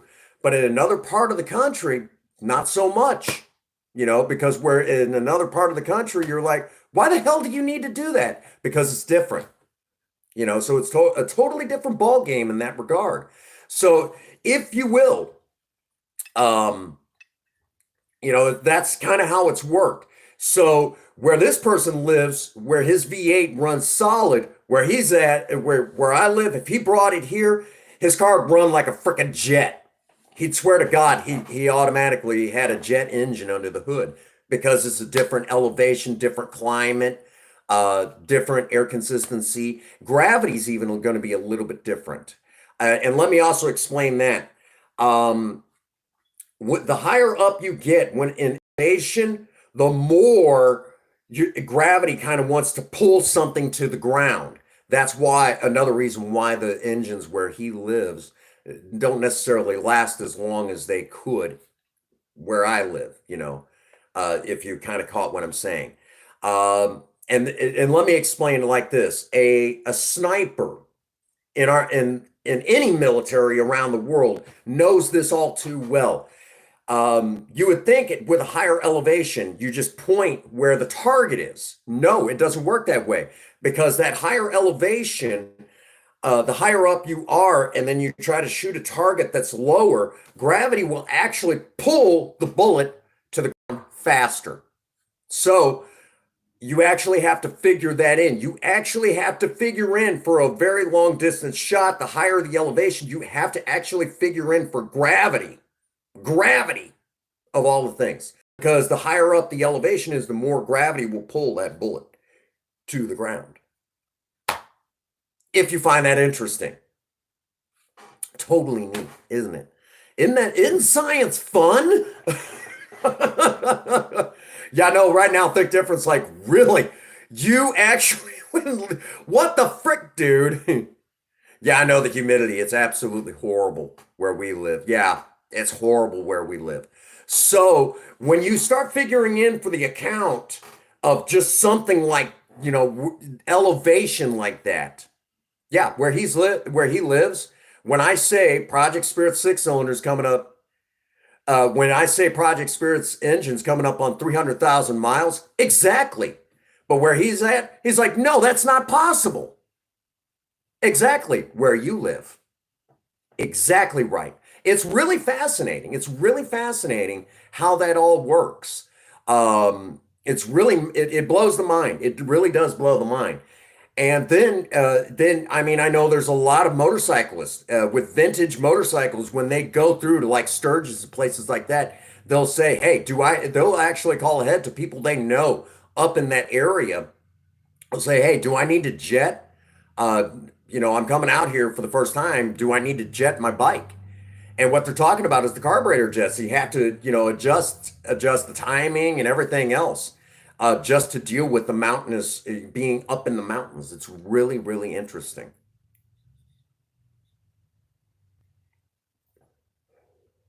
Very fascinating. Very fascinating. You'd really be surprised at a lot of that, stuff that goes on.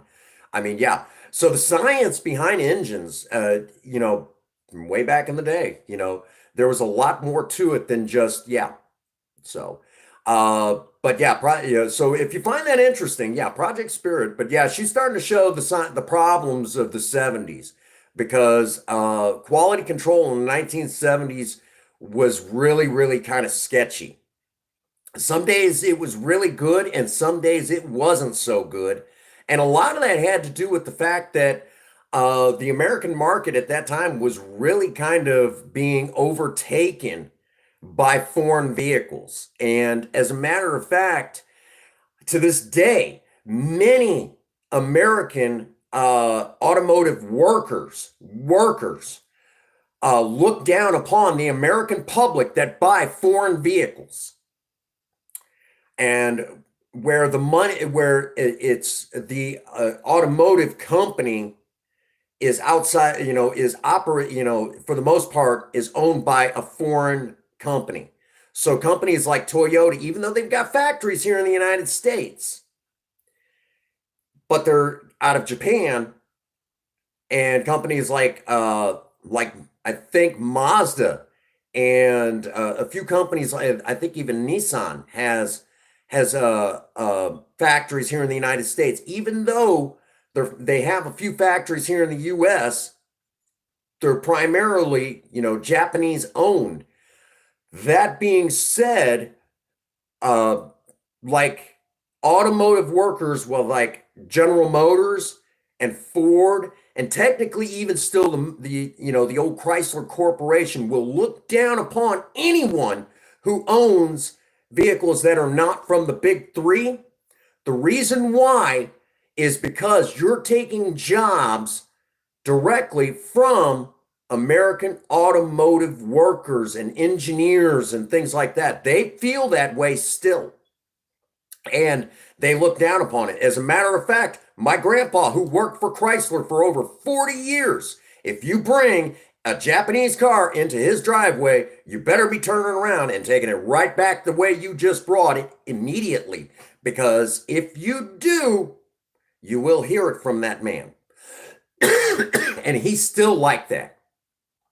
He's still like that. Any family member who brings a Japanese car, for that matter, any foreign car onto his onto his property, you have just been shunned from the family until you get rid of that thing and buy a true American car. So, a little known fact to all of you out there. Yes, that is still a thing. That is still a thing. However, most American car companies, yeah, oh yes, yes, and many of them feel that way.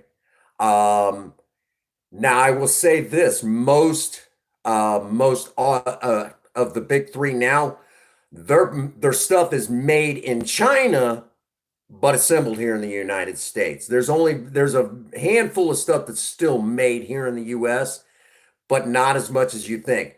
The Ford Mustang is not an American sports car. Yeah, I said that. I know there's some of you out there that are like muscle car. No, the Mustang was never a muscle car. Yep, Korea.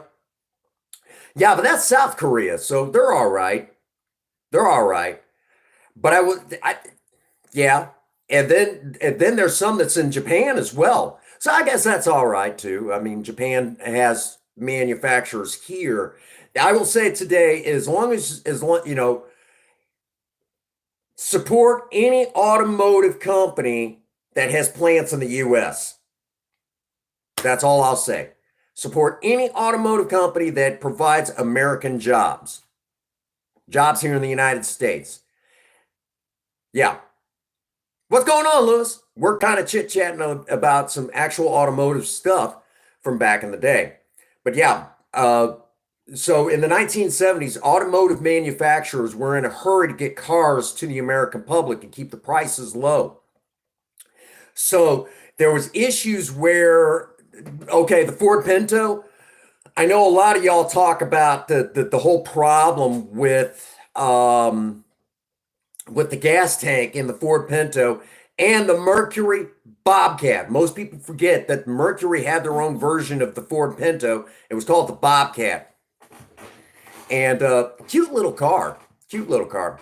But they had their own version of the Pinto, and it was called the Bobcat. Now the Bobcat and the Pinto both had the same issue with the gas tank. Now, they could have done a recall on it, but you had to hit it just right. And it was almost like as many of them that were made, if I remember correctly, with the amount of vehicles that they think should have been recalled for that 1 in a million shot, only 73 actual problems cropped up where people got seriously hurt or killed. 73 in the amount. Now, granted, Taver and Zelda roughhousing, which it's more Zelda roughhousing with Taver and him running away. Taver's just too much of an old chill cat. But yeah, it's 70. If I remember correctly, it was something like 73. And so really, and I know a lot of it's not as bad as it sounds, but let me give you an idea how bad quality control was. There was actually a couple of stories where someone bought some Ford, I forget what year, a Ford Pinto. They drove it off the lot, got like 2 blocks, and the entire engine assembly fell out from underneath the car. Quality control sucked in the 70s. It really did. That was so a lot of them leaked oil. And I know that was one of the issues with the AMC Pacer. They had horrible problems with valve cover gaskets. And for those that did not know, the AMC Pacer was originally designed to get a Wankel rotary engine. But at the last minute, the company that was supposed to be making the Wankel rotary engines pulled the plug because they could not get it to pass emissions at the time in the 1970s. They could not get it right. And it was Mazda that actually made that work. But General Motors was supposed to build the Wankel rotary for AMC to go into the AMC Pacer. Engineers for AMC was so innovative, so good that they figured out how to cram the existing inline six into the. Oh no, it was the same one. And it's not a troll; it's an actual stalker. He's got a thing for me. We don't talk about it much. A few phone calls have been made. That's all I'll say. I know who it is. I know the guy. A few phone calls will be made. Don't mess with my redneck brethren. But yeah, for those who don't know, the AMC Pacer was actually supposed to get a Wankel rotary, and those engineers for AMC were so ahead of their time. For those that don't know, AMC always claimed the American Motor Company. We used to have the big four, and AMC was like the real serious underdog of the big four. And to give you an idea how innovative these engineers were, they often claimed they did more with a lot less. And the AMC Pacer actually killed AMC. As cool of a car as it was in a lot of ways, it was definitely innovative for its time Yes, it was a fishbowl on wheels, but there was a lot of innovations that car really was set to do. Most people don't know there was only two cars I know of that was made here in the United States in the 1970s that got racing style rack and pinion steering, and the AMC Pacer was one of them. The other one was the Mustang 2. Both of those cars got actual rack and pinion racing style steering right from the factory. And the AMC Pacer was one of them. Take that, haters of the 1970s cars. Oh, yeah, totally. Yeah. So, yeah, for those that don't know, the AMC Pacer was actually supposed to get race-inspired rack and pinion steering, and it actually got it from the factory, and it was supposed to get a Wankel rotary engine. And if General Motors was able to get that engine to pass emissions, it would have gotten a Wankel rotary engine. But at the last minute, they had to shoehorn the existing inline six and cram it in there. And most old school mechanics know that changing a valve cover gasket, which that was actually a common problem with that engine, changing that was actually a problem. It was a job and a half. Yeah. And quality control in the 1970s sucked. All of the engines leaked oil like you would not believe. All of them did. Project Spirit's no exception. She leaks oil like you would not believe. About once a week, I put about a quart of oil in her. And depending on the weather outside, sometimes I go through a quart and a half in a week's time. But that's still not that bad, but it's more than it's definitely not okay. The joke about them old cars from the 70s where I live is you check the gas and you fill it up on oil. That's an actual joke where I live. Think different. I know you're somewhere in the background. You know this one. I know you know this one. Because where I live, they weren't bad on gas. But again, when you get up in the mountainous terrain, it does become a problem where they're not so good on gas. But a lot of that has to do with the air, and gravity, and believe it or not, yeah. So yeah, you guys have been learning a little bit about engine science. Oh yeah. But where I live, Ford inline sixes, getting 1,000,000 miles out of them. Shoot, you can go to a farm just about anywhere and find someone who's had an old Ford six-cylinder that's lasted forever. Got over 1,000,000 miles, and they just basically the body will rot away and the frame's all gone. And they'll just move it to another pickup truck on some old farm. You'll start it up. It might smoke a little bit, but it still runs and it still works. And you can still do whatever you need to around the farm. It'll haul a big load of hay, whatever you want it to do. It'll haul your cattle, take horses to and from the farmer's auction, all that stuff. It'll still do it. Still do it after all these years. And the engine's got over 1,000,000 freaking miles. Where I live, that's commonplace. And I know, again, think different. He knows, yeah. Oh, yeah. The old Ford six-cylinders. Now, I know there's some old hot rodders in they're like, nah, AMC had the better inline sixes. 4.9. I think you're thinking of the 300, the 306, 4.9, 300.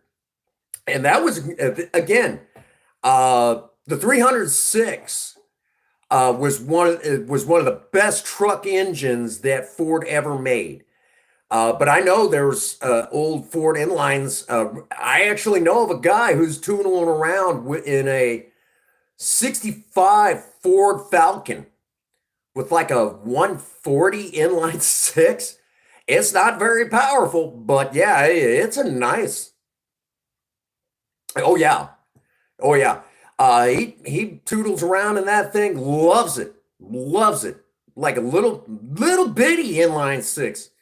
And it's not very powerful, but he loves that little six. He's like, oh shoot, yeah, good little engine. Always starts, always runs, Anytime, doesn't matter the weather, rain or shine. A little hard to start in the cold. I'm like, I bet it is. I've yet to see an old Ford that wasn't temperamental in the cold. Even Spirit takes a moment to get started. And when it was like 17 below, I had a hell of a time getting her started. It took me a good 5 minutes to get her started, but she did start and she did run. Not a joke. Until the battery died in her. But she would start and she would run. Boy, she hated it though. I mean, she threw a huge fit. Exactly, exactly. But where I live, it is not uncommon. You can go to any old farm and find an old Ford inline or an old Chevy inline. Now, I know some of you, again, probably sit there and go, well, what about, Mopar? They have the slant six. They have the slant six, and that's in a whole nother category all on its own. I mean, technically, it is kind of an inline, but technically, it's not. So I consider that in a class all its own, and rightfully so. Mopar doesn't get enough credit for their sixes either. As a matter of fact, they even back in the '60s, there was an inline six power war. You don't hear about it very often, but there was one. There was one who had the better six cylinder, the better the small economy engine that still provided more power and better gas mileage and had longer longevity than the other one. There was those wars going on in the 60s. Nobody talks about it, but I do know it existed. As a matter of fact, so much so that General Motors was even offering supercharged inline sixes to compete against Ford and Mopar.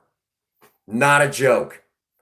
There was an inline six power war in the 60s. There was the muscle sixes, if you will. Nobody talks about that. That is a thing. That is a thing. And nobody talks about it. And that is actually an underappreciated conversation. And technically speaking, Project Spirit is actually a part of that war because there was a lot of argument who had the better economy car and who had the better six cylinders. And I've actually, it's on YouTube. You guys can watch this. There was actual training videos for salesmen for cars of the 60s. And there's one where they actually were training, Mopar was training their salesmen how to market properly the Dodge Dart and the Duster against the Maverick.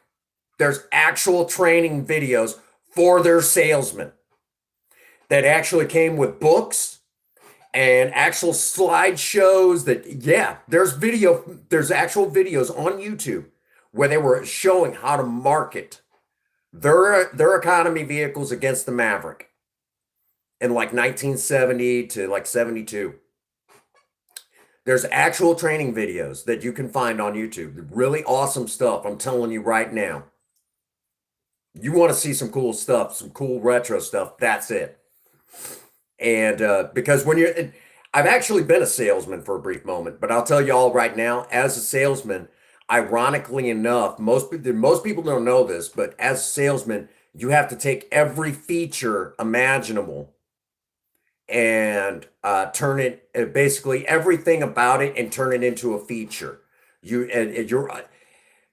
There is truth in sales, but it's like, this particular knob right here, you turn that one simple thing into a feature. And I sold electronics, ironically. And this was before we switched over to high definition. So I was actually selling televisions at the time before just high definition stuff. So like rear projection DLPs, I was actually selling stuff like that. Yeah, right now y'all are going, what the fuck? Yeah, that was the thing. Prince Magnum was a salesman. I hated it. I hated it. I would never do that again.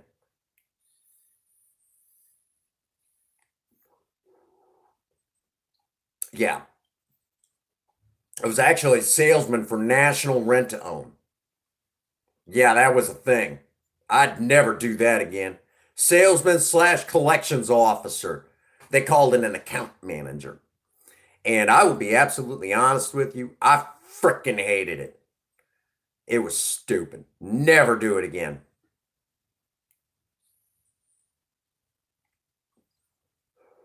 You ever get a chance though, go into some of those rent to own stores, and if you ever want to see them, go, oh yeah, yeah, we got some what they call cash and carry. Basically, you come in, it's been rented out a few times, they've got their return on it, but they want to get it out of the store because they keep having to collect on it and bring it back to the store in some way, shape, or form. Because the way rent to own works is you into it is that you go in, and even though you're buying it, you're renting it. Okay. So at any time, you can kind of trade it in for something newer, but then it kind of changes things a little bit. But at the same time, even though you got it from this place, you don't actually own it. You are renting it for X amount of time.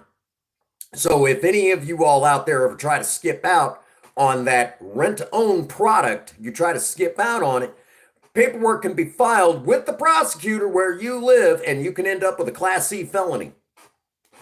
For those that do not know that, I actually know this because I had to run credit. So anytime a creditor calls for someone that we have this one guy that Princess Faye's had her cell number for years of all the things. And someone every once in a while will get this phone call for a guy that did basically, I don't know if he had the number like years before Princess Faye and then, got rid of it and then recycled it, but we'll still get phone calls on him. And if I answer the phone for Princess Faye, I'll say, okay, real quick, uh, have you done this? Have you done this? And basically, have you done this on their credit check? Because we've had phone calls for this guy for years, and he's not had this number for years. Okay, so if you've done this, you've done that. I'll actually be going through the steps of working credit with them. This is not a joke. They're like, yeah, we did that. Okay, well, this is not his number, so you might want to take it off your list. I would definitely check here and here if you haven't done so. Like, yeah, we'll keep that one in mind. Yeah, so I'm actually helping them with their credit check. So for those that don't know, yeah, I know how to run credit. That's pretty cool, I guess. I would never do that again. Oh God, it sucks. Frickin' sucks. But anyhow, but yeah, the old yeah, we talked a little bit about engine tech and even some science of engines. And so if you guys like science, I may have to do a video on that sometime. But real quick, for those of you who like your V designs, and yes, we're changing Project Spirit over, hopefully sometime later this year to a V8. I will tell you that the V8 design, well, the V design for an engine does have one specific flaw, and it has to do with gravity. And we'll talk more about that in an actual video. Yeah, a real video. So there you have that. All right, so that does bring us to a nice stopping point. I hope all of you got a little something out of it. I had only intended for streaming for an hour, but man, you get me talking about engine science. I love that stuff. Love science like that. It's really fascinating how the engineers really made those old six cylinders run so well. And now we're starting to hear more appreciation for those old inline sixes. Yeah, think different. I think you might actually be surprised to know that today that more people are actually saying that the inline sixes were actually a better, simpler, more mechanically sound design than any other design for engines. We're actually starting to hear that more and more, and now there are people that are kicking themselves for throwing them away. However, in Australia, big shout out to my good buddy A&R, who's all the way down in Australia. They have an amazing car culture down there. It does not matter the engine, but they will take that thing and make it ridiculously stupid. Okay. We're talking, they do crazy stuff down there. We think up here in the United States, we got it, we're got, no. Australia, big hot rod community. They take anything and everything and turn it into ridiculously fast and stupid. And I mean that's when I say stupid, I mean that in a good way. It is ridiculous what they can do. Not a joke. They will take our old Ford inlines that we throw out and they make them like really fast. It does not matter the inline six. They make them ridiculously fast, like to the point it's like, oh my fucking god. Hang on, strap yourself in, kids. If you want the best inline sixes, you want to learn what you could do with them, look to our friends down in Aussie. Not a joke. So big shout out to the hot rod community down in Australia who really get the inline six culture. Yeah. So for those that do not know, if you want to get the best inline six tech, look to our friends down in Australia. They are the ones to turn to. They can tell you they can, when it comes to inline sixes, they can tell you how to take a piss. Okay. I'm telling you, if that's any indication, they know their stuff still. And thank God they have kept the real meat and potatoes of hot rodding. You guys got to understand, before the V8 culture really took off here in the United States, here in this country, inline sixes was where it was at. And that's how it used to be. And for many years, all the way up until the 90s, there was people that could take an inline six and make them faster than a V8. But most of those folks are all in the ground or to the point where they can't turn wrenches anymore. There was people that could do it. And a lot of that tech is still there, but it's very expensive, almost impossible to get your hands on here in the United States because we think that V8s is where it's at. But if you poke around long enough and hard enough, you can do it. Unfortunately, it's too expensive and outside of the purview of do-it-yourself budget hot rodding. It is outside of that purview. As much as I would love to keep Project Spirit an inline six car because it would just be a cool conversation piece, it is just not in the budget. It's not in the budget, guys. So V8s are fun. V8s are fun. And it has been too long since I've had a V8 powered car. Way too long. This is the longest I've ever been without a V8. And I must confess, I do miss V8 power. All right. So there you have it. It has been a wonderful stream. I want to thank every last one of you for being here. Hey, what's going on? Hey, Ricky, good to see you. We're actually getting ready to wind it down for the evening, brother. Yeah, and Project Spirit deserves her VA. I mean, she's coming up on 50 years old. She really quickly, she's coming up on 50 years old. By golly, she deserves her V8. She deserves her automatic. She deserves her creature comforts. She really does.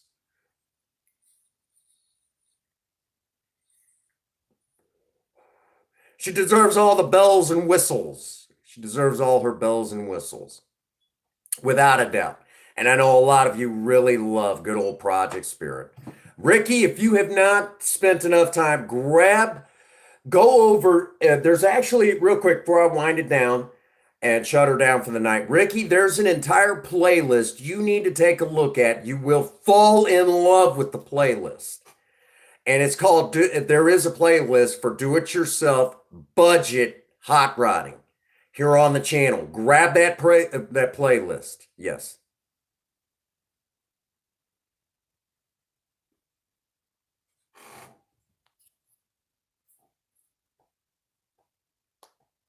It'll be right here on the channel. Ford Bronco, yes, making a return. The name is. In name only, I'm afraid. I know a lot of you are excited about it. The Bronco's back. But I will be absolutely honest with you. To me, the originals were the best. The originals were the best because they were simple, easy to work on. Okay? I mean, I know a lot of y'all are excited about it. They're even talking about bringing Maverick back as a pocket pickup, but that is not a Maverick. Okay, that is not a Maverick. The Maverick was an economy car. Yes, I said an economy car. From back in the day, that was based on the Ford Falcon platform, and it was an awesome vehicle for its time. It did exactly what it was supposed to do. Unfortunately, Ford killed it off because it was either that or they were going to have to discontinue the Mustang because, ironically enough, the Maverick was outselling the Mustang. They had no choice but to kill it.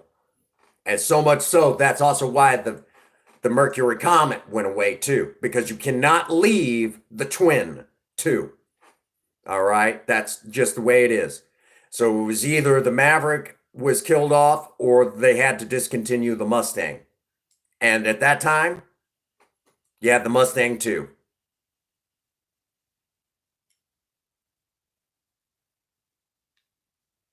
Thank you, Ricky. I don't know if that's a compliment. All right, Ricky. Really? I will be honest with you. I know a lot. Again, the Bronco. It's not what. Yeah, it's going to be awesome. Yeah, come on, Yeah, us old school gearheads. Pricing for the Ford Bronco, huh?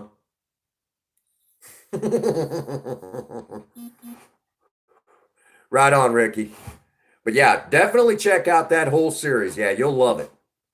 That's why we have the Do It Yourself. The Do It Yourself Budget Hot Riding series is the first original series here on the Prince Magnum channel.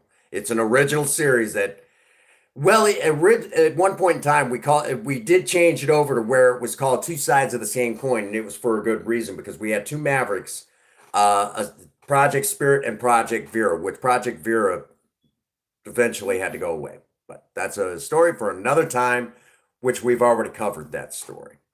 All right, so that does bring us to an excellent stopping point. Again, I want to thank you all for being here. Thank you for all the likes and all the love. It's wonderful, wonderful. The Prince Magnum channel is always talking hot rodding, romance, and whatever else we think about talking about in these chillin' chats. I know that there is talk about maybe I might kick off a stream tonight. I don't know. There's probably going to be an upload for tomorrow. We're going to stay pretty busy for my next 2 days off, which it began the moment I left work today. So lots of love to all of you out there. I will catch you all later. And with all of that being said, get out there and work on a project. Don't care what it is, just do something with yourself. Remember, idle hands and a creative mind go together like oil and water. If you have a sweetheart, sweep them off their feet and do something special for them today. No, I'm not off weekends right now. That's another story. If you have a sweetheart, sweep them off their feet and do something special for them today. And as always, for every last one of you out there, if no one out there has told any of you that they love you today, Prince Magnum does. God bless you and have a happy 24. Thank you.